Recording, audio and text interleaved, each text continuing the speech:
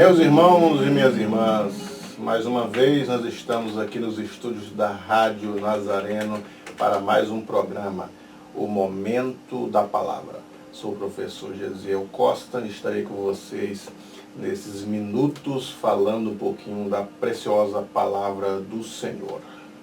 Senhor nosso Deus e nosso Pai, mais uma vez estamos aqui na Nazareno para transmitir a Tua Palavra aos corações dos nossos ouvintes. Que esta palavra possa achar guarida, que esta palavra possa abençoar as vidas das pessoas que estão ouvindo a Rádio Nazareno neste momento. Nós te pedimos essas bênçãos agradecidos, em nome e para a glória de Jesus.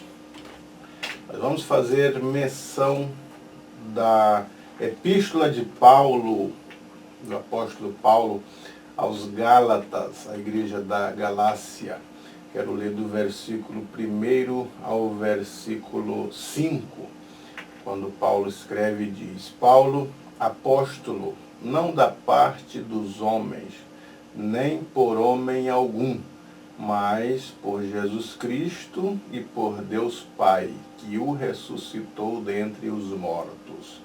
E todos os irmãos que estão comigo, as igrejas da Galácia. Graça e paz da parte de Deus, Pai, e do nosso Senhor Jesus Cristo, o qual se deu a si mesmo por nossos pecados, para nos livrar do presente século mau, segundo a vontade de Deus, nosso Pai, ao qual seja dada glória para todos sempre. Amém.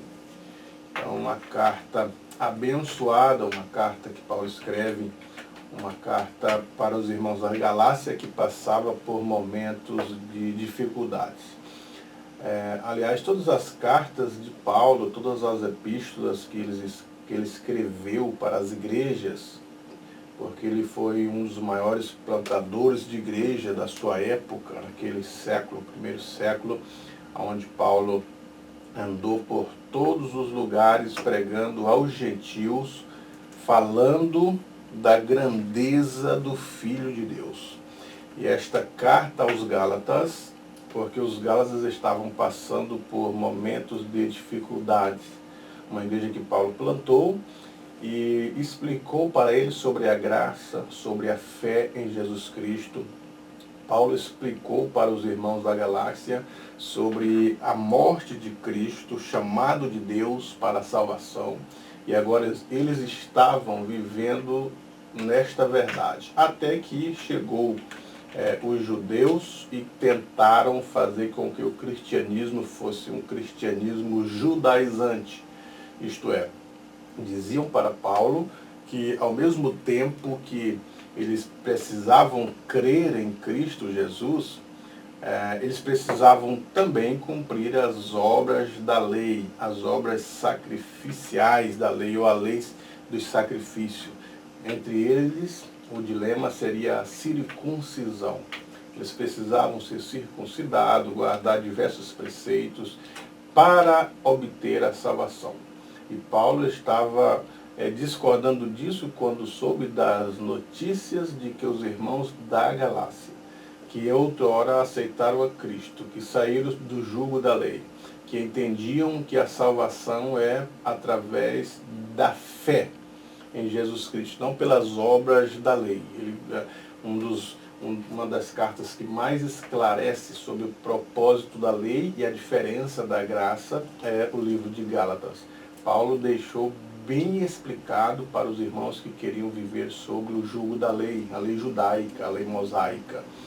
E ele falou sobre os preceitos, falou sobre todas as questões provenientes do judaísmo, porque a lei, segundo Paulo, e a Bíblia, e nós sabemos também essa verdade, que ela não veio para salvar as pessoas.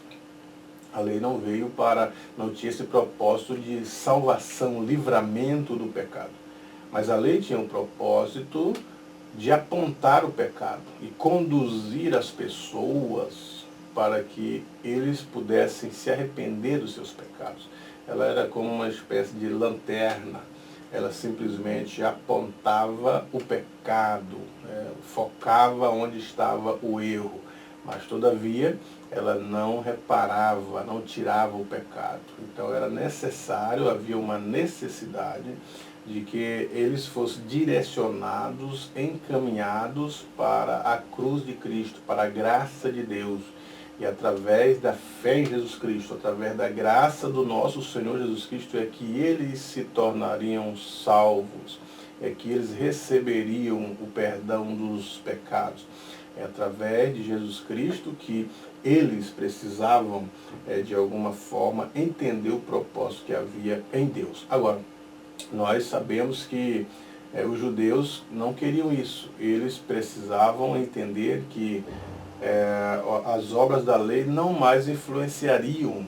Paulo deixa claro quando ele explica que a lei ela nos serviu de aio, isto é, nos serviu de condução, nos conduziu até Cristo, mas ela não salvava, ela era só um meio de condução, nos conduzindo, nos encaminhando para Cristo. Chegando em Cristo é que as pessoas se salvariam. Chegando em Cristo é que as pessoas receberiam o perdão dos pecados e então se tornariam pessoas perdoadas dos seus pecados, viveriam livres pela graça. Então a carta do apóstolo Paulo, uma carta muito rica, uma carta muito clara sobre a graça. E também não só aprendemos aqui no livro de Gálatas com as palavras e as explicações do apóstolo Paulo sobre a lei, mas também uma revelação muito favorável sobre a graça, saber o que é a graça, o que a graça provoca, o que a graça causa, ela nos torna livres, a graça tira da nossa vida todas as questões em volta sobre prendimento e deixa a gente desprendido pela bondade de Deus, pela obra de Deus. Então, sobre a carta aos Gálatas é o que nós vamos estudar, pelo menos não todo o livro, né? Porque o livro ele é muito abrangente, tem muitos assuntos, talvez a gente não tenha tempos ou precisamos de vários programas para poder falar sobre toda a carta de Paulo. Mas, no entanto, nós vamos fazer essa introdução e se de alguma maneira houver necessidade, nós então estaremos estudando profundamente a carta aos Gálatas. Mas nesse primeiro momento vamos fazer um programa introdutório, né, falando sobre esses aspectos que Paulo revela na carta aos Gálatas. É uma das cartas menores, ela não é tão grande, apenas 6 capítulos, mas que revelam coisa extraordinária, como as obras da carne, ela está expressa e a revelação do fruto do Espírito também está ensinada de uma forma abrangente, ele pode aprender de uma forma muito específica, muito boa sobre a carta aos Gálatas. E para isso nós convidamos para este diálogo sobre a carta de Paulo, o professor Valdeci do Carmo. Meus irmãos, estamos de volta aqui com o programa O Momento da Palavra. E já está conosco aqui nos estúdios da Rádio Nazareno, o amigo, professor Valdeci do Carmo. A paz do Senhor, professor. Paz do Senhor, professor Gesiel, paz do Senhor para todos os que nos ouvem nesta manhã. O professor Valdeci do Carmo é um amigo de longas datas, nós temos uma história muito bonita envolvendo os estudos teológicos, as viagens, e criamos esse vínculo. E a Bíblia diz assim, que há amigos mais chegados que irmão, né? E Valdeci é um desses aí. E nós os convidamos para falar sobre a carta aos Gálatas, e eu já fiz a leitura do capítulo 1, versículo 1 a 5, professor Valdeci do Carmo, e falamos sobre os motivos que levou Paulo a escrever a carta aos Gálatas. Mas eu gostaria que você falasse aos nossos ouvintes sobre as divisões da carta, a estrutura, os motivos, dentro dos seus estudos que você já tem feito sobre a carta aos Gálatas, fale da divisão da carta aos Gálatas. Muito bem, professor Gesiel. Vamos mencionar uma síntese, né? Uma divisão bem sintética que ajuda a melhor compreensão da carta aos Gálatas, né? Eu vi que o senhor estava pontuando o contexto, né? A igreja da Galácia cresceu, uma igreja gentílica, e com o passar do tempo começou alguns crentes chamados judaizantes, né? Que queriam implementar a lei a todo custo ao povo, dizendo o seguinte: a fé em Jesus salva, mas precisa acrescentar a observância das ordenanças de Moisés. Entre elas a circuncisão, entre outras coisas, né? Conforme o senhor já pontuou. E com essa igreja que se tornou-se mista, é natural que apareçam os problemas. E Paulo escreve a eles justamente para corrigir essa falha doutrinária que é muito grave. Corrigir esse problema seríssimo. E o interessante é que nós podemos então pegar essa carta, dividir ela em 3 partes principais. Primeira parte, que é o capítulo 1 e o capítulo 2, Paulo vai tratar justamente da defesa do evangelho e do seu apostolado. Tanto que ele menciona que foi chamado apóstolo não por parte de homens, mas diretamente pelo Senhor. Então ele não escolheu ser apóstolo, o Senhor o chamou para apóstolo. Então você vê que seguindo essa divisão lógica, a gente começa a entender a estrutura da carta, que é, primeiro capítulo 1 e 2, que chamamos de argumento teológico, né, ou seja, a defesa do evangelho e do seu apostolado. Aí vem agora a segunda divisão, melhor dizendo, a primeira divisão é argumento biográfico, né, defesa do seu apostolado e defesa do seu evangelho, do evangelho que ele prega. E a segunda divisão é o que nós chamamos de argumento teológico, o capítulo 3 e 4, que faz uma explicação clara do evangelho. É uma carta pequenininha, de 6 capítulos, fácil de ler, mas de uma profundidade tremenda, como o senhor pontuou, uma das cartas que mais nos mostra sobre a questão da salvação pela fé em Jesus Cristo. E no capítulo 5 e 6, ele já faz a aplicação do evangelho. Então, ele defende, ele explica e ele aplica. Olha que interessante. Defender, explicar e aplicar o evangelho. Então, tudo o que ele ensinava, ele também fundamentava nas escrituras sagradas. Muito bom, professor Odeci. E você disse um ponto aí que eu gostaria de dialogar contigo.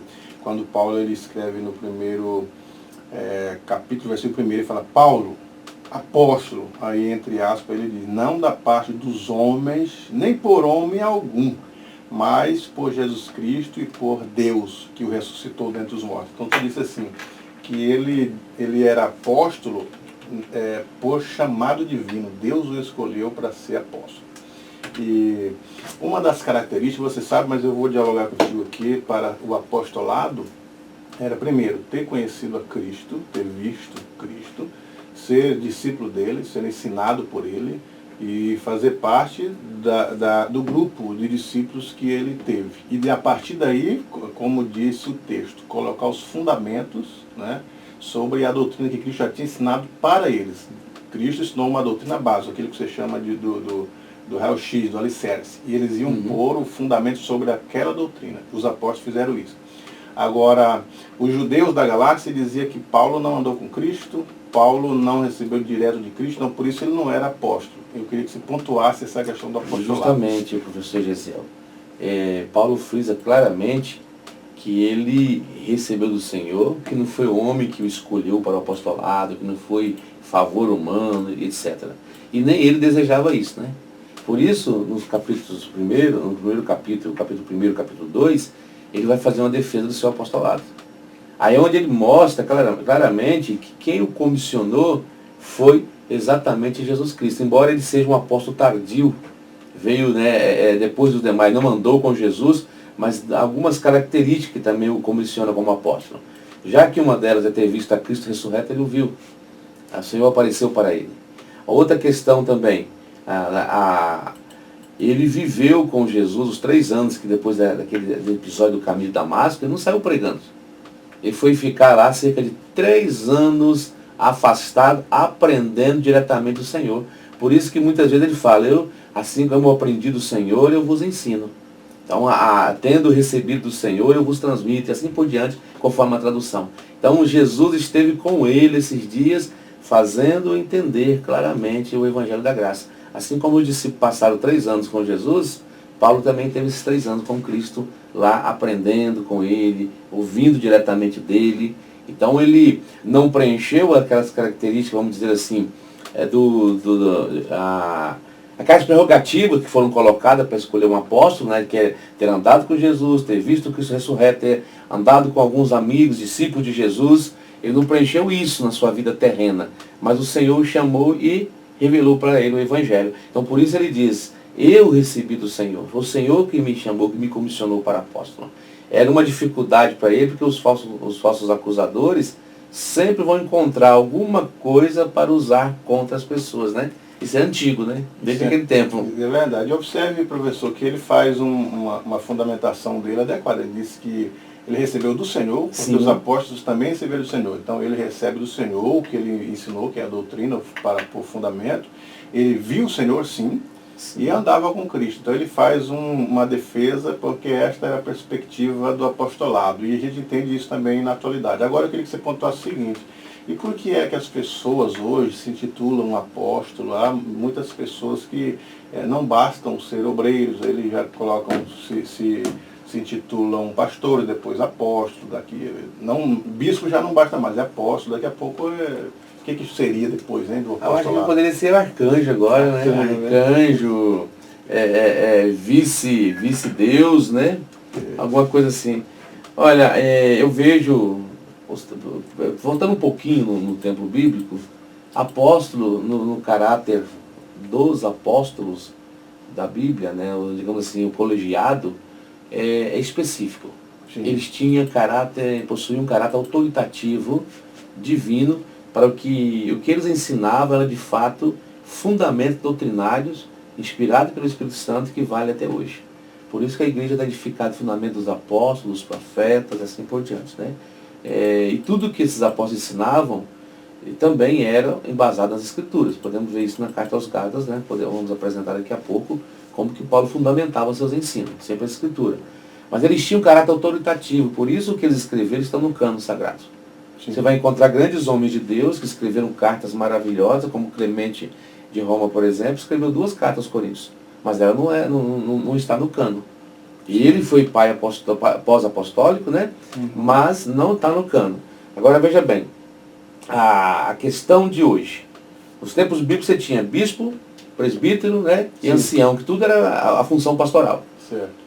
Bispo do latim, ancião do hebraico e presbítero do grego, designando a função pastoral. Com o advento da reforma surge então um termo diferente, né? Surge agora a figura do pastor, não é mais o bispo, usaram um termo de pastor de igreja daí para frente. Ok, até aí tudo bem. E algumas igrejas criaram outras classes ministeriais, como diáconos, como presbítero. Diácono já tinha na Bíblia, não no modelo que temos hoje, mas já tinha. Criaram o diácono, criaram o presbítero, e no caso da Assembleia de Deus Derivado, criou até a figura do evangelista, certo? Sim. Encerrou no pastor, que é o ministro do Senhor, aquele que está à frente da igreja. Mas aí algumas pessoas, eu vejo que é desejo de ter autoridade. Essa questão de querer me rogar para si, eu sou apóstolo agora.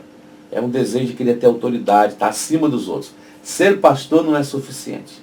Ser um bispo, um supervisor, não, um pastor presidente é um bispo. Não é suficiente. Aí ele quer, eu vejo que isso tudo é vaidade. Até Augusto Nicodemos tem um livro interessante sobre a questão de apóstolos hoje, né? Então hoje não existem apóstolos. Os apóstolos estão restritos na era apostólica da igreja em Atos. Morreu João, acabou a era apostólica, não temos apóstolos. Tudo isso é um desejo do coração de querer ser, de querer se aparecer, de querer estar acima dos outros. Não tem base bíblica para isso. Muito bom, bem explicado sobre a questão do professor Valdecir Carmo. E dito isso sobre essa primeira parte aí do apostolado, a sua defesa, então Paulo ele já parte para falar sobre a questão do evangelho, né? O evangelho único, que aqui nós falamos. Uhum.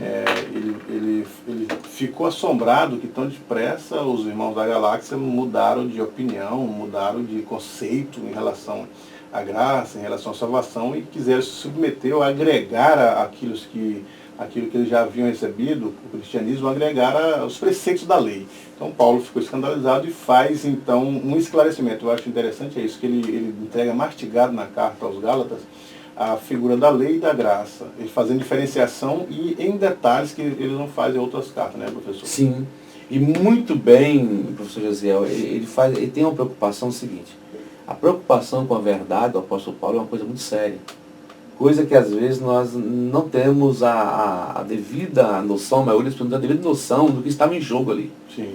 Porque se Paulo permite a circuncisão, que era o ponto principal, o ponto-chave, permite a circuncisão dos gentios, ele nunca proibiu o judeu de circuncidar. Ele falava que o judeu não poderia confiar na circuncisão para a salvação. Sim. Mas ele podia circuncidar, tanto que ele circuncidou, permitiu a circuncisão de Timóteo. De Tito ele não permitiu. Timóteo era judeu, Tito era gentil. Se ele permite a circuncisão, duas coisas. Primeiro, nós estaríamos até hoje tendo circuncisão na igreja. Tá? Segundo, o sacrifício de Cristo é em vão. Teria sido em vão. Tanto que ele argumenta, né, primeiramente no capítulo 3, ele fala o seguinte, indignado com os Gálatas: quem vos fascinou? A Galácia era um conglomerado de igrejas, não era uma igreja única. Sim. Várias igrejas, né? Tanto que fica a região da Galácia do Sul. Quem vos fascinou? Ou seja, em alguma tradução está: quem vos enfeitiçou, quem vos seduziu, para que você se deixasse enganado. Então eles não têm os Gálatas como inocentes também não. Porque eles tinham conhecimento da verdade, como ele vai mostrar em toda a carta. Eles tinham o Espírito Santo, então eles poderiam muito bem não ter aceitado aquele evangelho.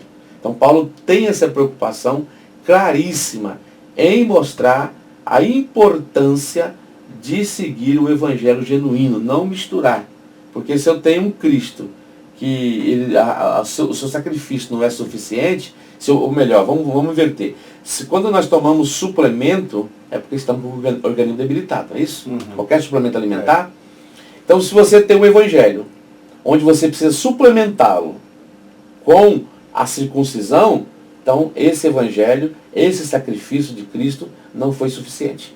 Então é justamente o que Paulo está falando, é isso que ele está questionando. Mas uma vez que eu tiver que suplementar esse Cristo, ele não é suficiente. E o teólogo Hendricks diz até o seguinte, comentando sobre a carta aos Gálatas, ele diz que se eu tenho um Cristo que precisa ser suplementado, então ele é um Cristo suplantado. É um Cristo suplantado, né? Não tem mais efeito que ele fez. Isso. Então olha o que está em jogo, não é uma coisinha mínima, é uma coisa séria. E às vezes nós pelo menos uma grande maioria, não presta atenção no detalhe do Evangelho. Evangelho não se faz adentro. O sacrifício é perfeito. Inclusive Paulo, ele repreende até Pedro, né? Parece assim que é uma coisinha simples, ele dizendo assim que Pedro, quando não estava com os judeus, estava com os gentios, ele não tinha problema nenhum, né? com essa questão aí dos preceitos da lei. Mas quando os judeus começaram a cobrar, Pedro teme, se afasta daquilo que ele já havia crido e acreditava, mas simplesmente por temor.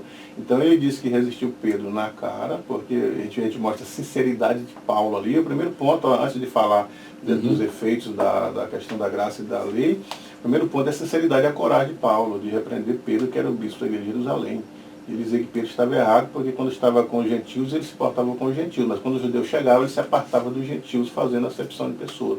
Então ele demonstra ali a sinceridade e a verdade naquilo que ele cria.